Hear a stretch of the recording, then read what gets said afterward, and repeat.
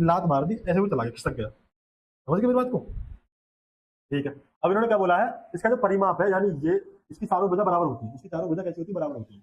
ठीक है। अब परिमाप क्या होगा, आप कहोगे जी अगर परिमाप चारों भुजा बराबर है तो 4a हो जाएगा। 4 गुना भुजा, 4 गुना भुजा। ठीक है।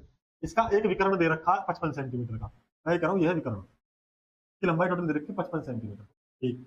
समचतुर्भुज का क्षेत्रफल ज्ञात करने के लिए हमसे बोला, क्षेत्रफल बताओ इसका क्या होगा, क्षेत्रफल बताओ इसका क्या होगा। देखो, क्षेत्रफल जो होता है समचतुर्भुज का, ये होता है area is equal to d1 into d2 upon 2। यानी पहले विकर्ण गुणा दूसरा विकर्ण बटे 2 कर दो तो इसका क्षेत्रफल निकल जाएगा समचतुर्भुज का। ठीक है।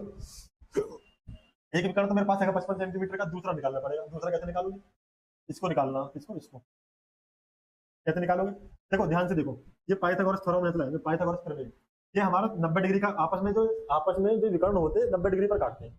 जब ये 90 डिग्री पर काटते हैं तो इसका मतलब ये बन गया भाई आपका राइट एंगल ट्राइंगल, है ना, समकोण त्रिभुज। तो ये जो भुजा है विकर्ण का काम करेगी।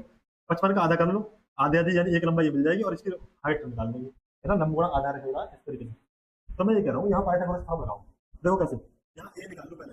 मुझे पता है इसका परिमाप है वो 140 सेंटीमीटर दे रखा है और ये बराबर होता है 4 एक यानी भुजा। और 4 से आप इसे काटोगे तो 4 3 12, कितने पर जाएगा ये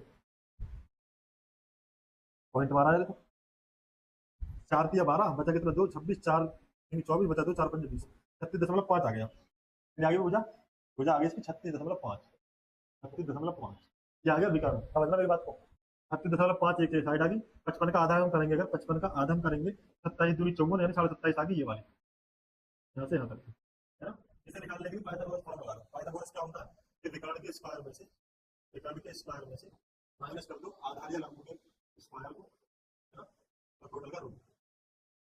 पढ़ा है, पढ़ा है, याद है नहीं याद। अब ये देखो ध्यान से, ए स्क्वायर माइनस बी स्क्वायर आ रहा है, तो आपको पता है ए प्लस बी यानी 36.5 प्लस एक बार तो जोड़ दो और एक बार घटा दो। फिर जब घटाओगे 36 में से 27 माइनस करोगे तो कितना बचेगा, 6 और 3 9 बचेगा।